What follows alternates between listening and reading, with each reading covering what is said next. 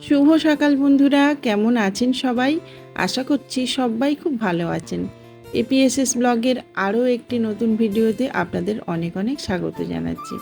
সকাল সকাল যাচ্ছি আমি বাজারে। আজ এমনিতেই পূর্ণিমা, তো পূর্ণিমাতে সিন্নিদি আপনারা তো জানেন। আর তারপর আজ হচ্ছে হনুমান জয়ন্তী, তো সেই জন্য দুটো পুজো একসাথে পড়েছে। তো তার জন্য আমি বাজারে চলে এসেছি সকাল সকাল। আর এসেই একদম দেখছি যে সামনেই ডাবটা পেয়ে গেলাম। তো সেই জন্য ডাবটা কেনা থেকেই আগে বাজারটা শুরু করছি। আমাদের এদিকে না ডাবের দাম প্রচণ্ড, ওই 50, 60, 70, 80 যখন যেমন পায়। আর পুজোর দিনগুলোতে তো অনেক দাম বাড়িয়ে দেয়। আজকের তো বলছিল 60 টাকা করে, আর এই ছোট ডাবগুলো আমি অবশ্য কিনেছি 50 টাকা করে। তো এখন না নারকেলের দাম কম, ডাবের দাম বেশি। তো যাই হোক, ডাব তো কেনা হলো। তারপরে চলে এসেছি ফুলের দোকানে। আগে থেকেই ফুলটা কিনে রাখছি, কারণ ফুল না বেশিরভাগ সময় মানে ওই জবা ফুলটা পাওয়া যায় না। তো সেই জন্য ভাবলাম তাড়াতাড়ি করে ফুলটা আগে কিনে রাখি। যত দেরি হবে বা যত বেলা হবে ততই কিন্তু এই জবা ফুল না পাওয়ার সম্ভাবনাটা বেশি। তো এই যে দেখুন, এই দোকান থেকে আমি প্রায় সময় ফুলের মালাটা কিনে থাকি। একদম টাটকা টাটকা ফুল থাকে। তো কুঁড়ি ফুলও আছে, আবার ফোটা ফুলও আছে। তো আমি ফোটা ফুলটাই নিয়েছিলাম। তো যাই হোক, এখন চলুন তাড়াতাড়ি করে ওই ফলের বাজারটা করে নিই। তাড়াতাড়ি করে বাজার সেরে তারপর গিয়ে আবার ওই পুরোহিত মশাই আসবে, তো আমাকে পুজোর জোগাড়টা করতে হবে। তো এই যে দেখুন, এই স্টেশনের কাছে এই দোকান থেকে কিনেছিলাম একটা বড় সাইজের তরমুজ, আর তার সাথে সাথে শাঁকালু। আর ফলের বাজার তো জানেন ভেতরের দিকে আছে, তো সেখান থেকে সমস্ত ফল অবশ্য নিয়েছিলাম। তো সমস্ত কিছু ভিডিও করতে পারলাম না। এখন চলে এসেছি আমি মিষ্টির দোকানে। তো আজকের দিনে তো একটু সন্দেশ নিতেই হয়, নিতে লাগবে। আর তাছাড়া আজকের হনুমান জয়ন্তী, লাড্ডু ভোগ তো নিতেই হবে। তো এই যে দেখুন, অনেক রকম লাড্ডুও এখানে রয়েছে।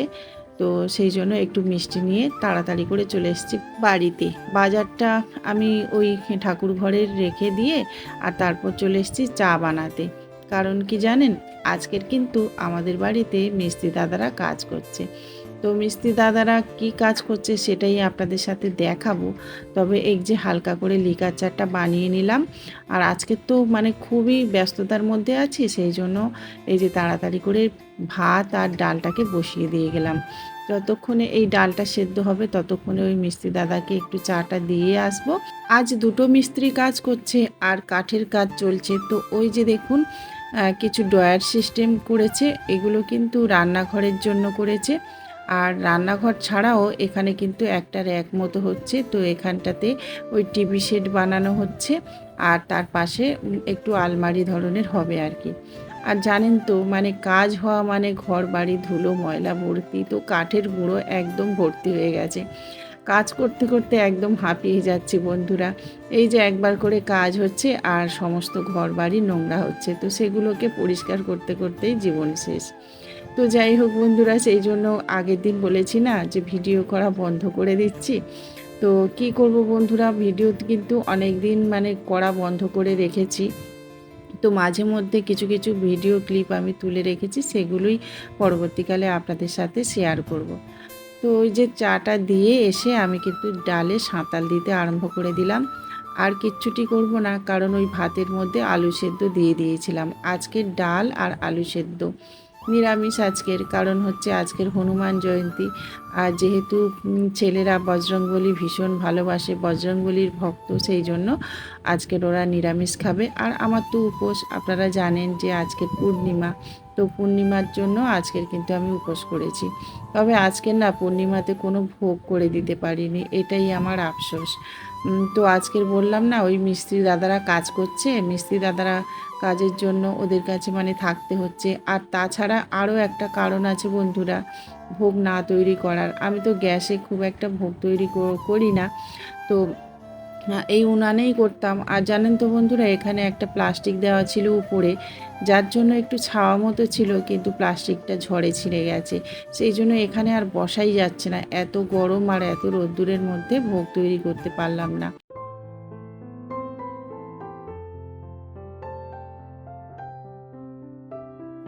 পূর্ণিমার আগে যতবারই আমি কলা কেটে আনি না কেন, পূর্ণিমার সময় না কলাগুলো ঠিক পাকে না। সেই আমাকে কিনে আনতে হয়।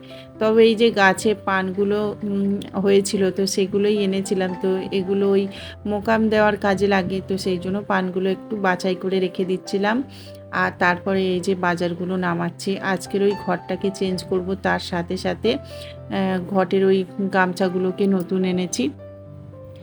আর যেসব বাজারগুলো এনেছি সেগুলোই আমি গুছিয়ে গুছিয়ে রাখছি। ফুল, সন্দেশ, দুধ তো লাগবেই। তবে আজকের না গরুর দুধটা হলে ভালো হয়, কিন্তু গরুর দুধটা না আমি এখানে ঠিকমতো জোগাড় করতে পারি না। সেই জন্য আমি এই যে কেনা দুধেই দিয়ে থাকি। কি করব, যখন যেমন তখন তেমনভাবেই কাটাতে হয়। আর এদিকে দেখুন ওই ফুল, তারপর ওই ফলগুলো আর কি ধুয়ে আর প্রসাদ বানাবো। তো ফুলগুলো আমি একটু সাজিয়ে গুছিয়ে রেখে দিচ্ছি, যাতে সুবিধে হয় নেওয়ার। আর প্লাস্টিকের মধ্যে থাকলে না কোনো কিছু ভালো লাগে না, দেখতেও ভালো লাগে না, আর প্লাস্টিকে থেকে নিতেও ভালো লাগে না। তো সেই জন্য একটু গুছিয়ে গুছিয়ে রেখে দিচ্ছি। একা হাতে সব কিছুই গুছিয়ে করতে হয়, সেই জন্য আর কি দেখে নিতে হয় যে সমস্ত কিছু ঠিকঠাক করে বাজার করেছি কিনা। অনেক কিছু ভুলেও যাই, সেই জন্য সময় থাকতে দেখে নিচ্ছি আর কি সব কিছু ঠিকঠাক এনেছি কিনা। তো দেখলাম মোটামুটি সমস্ত কিছু ঠিকঠাক এনেছি। তো এখন আমি এই ফলগুলোকে ঝুড়ির মধ্যে ঢেলে নিচ্ছি, কারণ এগুলোকে ধুতে হবে, আর ধুয়ে তারপর কিন্তু প্রসাদ বানাতে হবে। তো সংসারের মঙ্গলের জন্য মেয়েরা কিন্তু কত কিছু করে থাকে, তেমন আমিও কিন্তু সংসারের মঙ্গলের জন্য অনেক নিয়মকানুন পালন করে থাকি। তো পূর্ণিমাতে সিন্নি দিচ্ছি এখন। আর তারপরে আজকে তো হনুমান জয়ন্তী, আজকেরও কিন্তু সংসারের মঙ্গলের জন্য একটা নিয়ম পালন করব। তবে সেটা কিন্তু শেষে আপনাদের সাথে শেয়ার করব। তো দেখতে থাকুন বন্ধুরা। এই যে দেখুন, এখন আমি ওই শাড়িটা চেঞ্জ করে নিয়েছি, কারণ কি বলুন তো, এখন এত গরম পড়েছে না, মানে শাড়ি পরে বেশিক্ষণ থাকলে একদম ঘেমে যাচ্ছি। কিন্তু পুজো অর্চনার দিনে না এই শাড়ি না পরলে ভালো লাগে না, নাইটি পরলে একদমই বিশ্রী লাগে। তবুও নাইটি পরে পরে এতই অভ্যাস, মানে খারাপ হয়ে গেছে, কি বলবো বন্ধুরা। মনে হয় যেন শাড়ি পরলে দমটা যেন আটকে যাচ্ছে। সব কিছুই যদিও অভ্যাসের ব্যাপার, তো এখন থেকে চেষ্টা করব শাড়ি পরার, মানে শাড়ি পরে থাকার। ভীষণ ইচ্ছা যে আমি আর নাইটি পরবো না, এরকম মনে হয়, কিন্তু তারপরে আবার থাকতে পারি না, আবার সেই নাইটিটাকেই মানে পরতে হয়। তো যাই হোক, এখন থেকে একটু একটু করে চেষ্টা করব যে শাড়ি পরে থাকার। তো গরমকালটা একটু অসুবিধে হয়, তারপরে কিন্তু শীতকালে কোনো অসুবিধা হয় না। পুজো করতে গেলে সিধে দিতে হয়, তো সেই জন্য আমি দেখুন একটা বাটার মধ্যে সিদ্ধ চাল দিলাম, আর একটা বাটার মধ্যে আতপ চাল দিলাম, দিয়ে 5 রকম ফল আর 5 রকম সবজি দিয়ে দিলাম। আর তারপরে এখন বানাচ্ছি প্রসাদ। তো ওই তরমুজটা হাফটা কেটে দিলাম আর হাফটা রেখে দিলাম, কারণ অনেকটা বড় তরমুজ, আর অত বড় বাটা আমি বের করিনি, তো ছোটো মতো বাটা, সেই জন্য হাফটাই দিলাম। তো এই যে দেখুন, একটু সুন্দরভাবে সাজিয়ে গুছিয়ে দিলে না সব কিছু ভালো লাগে, মানে কোনো কিছু, যে কোনো কিছু আর কি, যদি একটু সুন্দরভাবে সাজিয়ে গুছিয়ে পরিবেশন করা যায় তাহলে কিন্তু সবাইয়ের ভালো লাগে। তো আমি একটু সুন্দর করে সাজিয়ে গুছিয়ে দিতে ভালোবাসি। আর একা একা কিন্তু সংসারের সমস্ত দায়িত্ব কর্তব্য সামলে, তারপরে রান্না বান্না করে, বাজার হাট করে, যাবতীয় সংসারের কাজ করে, একটু ভক্তিভরে যখন দেখবেন ঠাকুরের আসনে গিয়ে বসবেন বা ঠাকুরের কাছে গিয়ে একটু পুজোর জোগাড় করবেন, তখন মনটা না একটা অন্যরকম শান্তি অনুভব করবেন।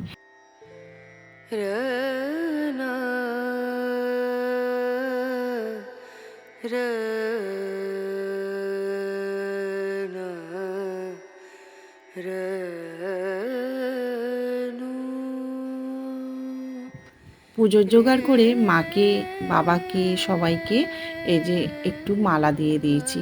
কতটা সুন্দর দেখাচ্ছে দেখুন মালাগুলো পরে। আর এই যে আসন সাজিয়ে রেখেছি নারায়ণের জন্য।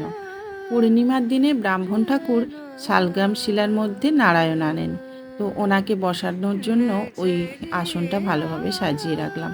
আর এই যে আমার কিন্তু পুজো জোগাড় করা হয়ে গেছে।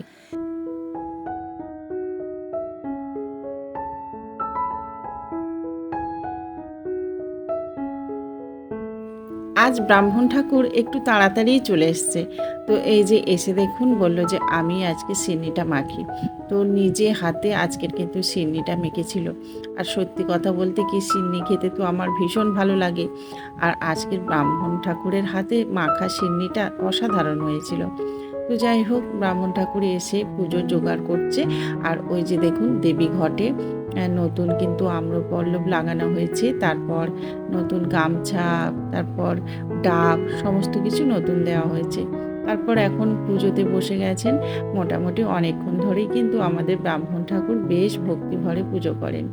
তারপর আমি পুষ্পাঞ্জলি দিয়েছিলাম আর 2 ছেলেকে অবশ্যই ডেকেছিলাম। আসলে কি বলুন তো, পুজো অর্চনার সময় যদি কেউ পাশে থাকে ভালো লাগে। আর তাছাড়া একটু কাঁসা, একটু ঘন্টা বাজাতে হয়। তো শাঁখ, কাঁসা, ঘন্টা একা বাজানো সম্ভব নয়। তো সেই জন্যই আর কি ছেলেদেরকেও একটু আধটু করে ডাকি। আর এখন পুজো শেষ হয়ে গেছে, তো সেই জন্য ব্রাহ্মণ ঠাকুরকে একটু প্রণাম করে নিলাম।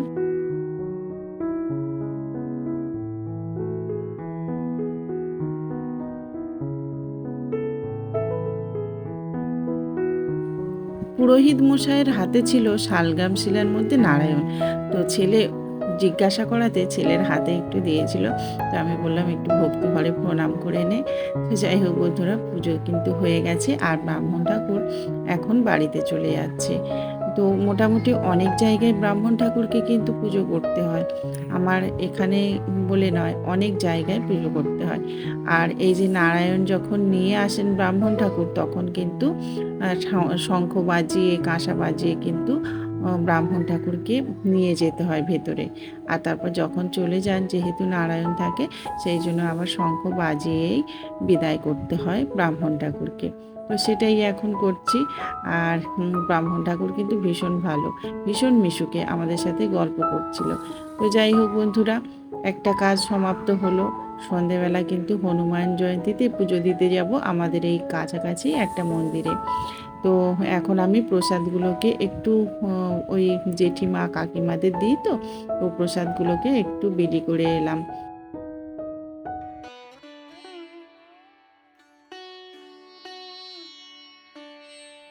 সন্তানদের পড়াশোনা ভালো হওয়ার জন্য, সংসারের মঙ্গলের জন্য, আর্থিক উন্নতির জন্য আমি কিছু কিছু কিন্তু জিনিস পালন করে থাকি।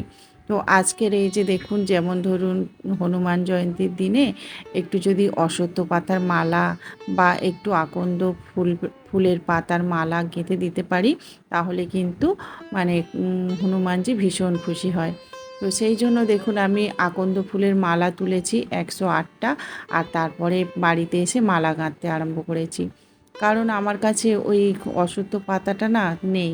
আর অশ্বত্থ গাছ তো অনেক বড় হয়, সেখান থেকে পাড়াও অসম্ভব। তবে অশ্বত্থ পাতাও কিন্তু ভীষণ প্রিয় হনুমানজির। তো তারপরে দেখুন আমি আবার একটু রাম নাম লিখছিলাম। তো প্রতি পাতাতে রাম নাম লিখতে হবে। আজকের পুরো দিনটা না ভীষণ ভালো গেছে। তো দেখবেন পুজো অর্চনার মধ্যে দিয়ে কাটালে কিন্তু দিনটাই ভালো যায়। কেন জানি না, মন থেকে যেন আলাদা একটা শক্তি অনুভব করি।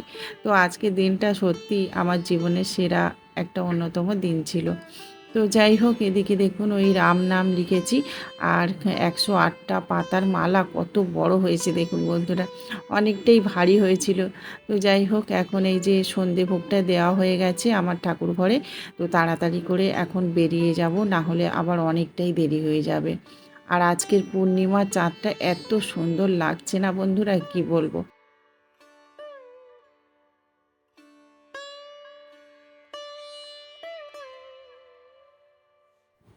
ছেলেদের পড়া আছে, তারপর পরীক্ষা তো চলছে, সেই জন্য ছেলেরা কেউ আসলো না। তো আমি একাই চলে এসেছি। তাছাড়া আমাদের বাড়ি থেকে মোটামুটি অনেকটাই দূর আছে, তো অটো করে আসতে হয়। তো সেই জন্য আমি একাই এলাম বজরংবলীকে পুজো দেওয়ার জন্য। আর এখানে দেখুন বন্ধুরা, পুজো হচ্ছিল, বজরংবলীকে কত সুন্দর লাগছে দেখুন। আর বজরংবলীর প্রিয় খাবার লাড্ডু এনেছি আমি। তো যাই হোক, এখানে পুজোটা আমি দিয়ে দিলাম। আর জানেন তো বন্ধুরা, আজকের ওই মালাটা আমি নিজে হাতে পরিয়েছিলাম বজরংবলীকে। আমার ভীষণ ভালো লেগেছে জানেন তো। তো মোটামুটি আজকের দিনটা মানে ভীষণ ভালোভাবে কেটেছে।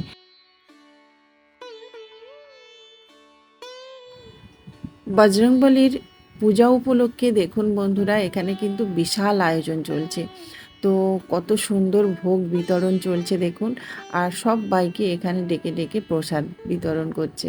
তো আমিও এখানে দাঁড়িয়ে গেছি, তবে এখন সিট নেই, সেই জন্য আমি আর যাইনি। অবশ্য পরের ব্যাচে বসেছিলাম। আর এখানকার মহাপ্রসাদ খেয়ে মানে এত ভালো লাগলো কি বলবো। এই দেখুন কত সুন্দর লাগছে প্রসাদটা দেখতে, আর খেতেও কিন্তু অসাধারণ হয়েছিল, বেশ ভালো হয়েছিল। আর প্রচুর মানুষজন এখানে কিন্তু ওই মহাপ্রসাদ গ্রহণ করছে। বিশ্বাসে মিলাই বস্তু তর্কে বহুদূর। আমি যে কথাটা কানে শুনি সেটা শুদ্ধভাবে পালন করার চেষ্টা করি। তো আজকে 6 রকম প্রদীপ আমি জ্বালিয়েছিলাম অশ্বত্থ গাছের তলায়, তারপর ওই আমার ঠাকুর ঘরে। তো বন্ধুরা, আজকে কিন্তু এখানেই ভিডিওটা শেষ করলাম।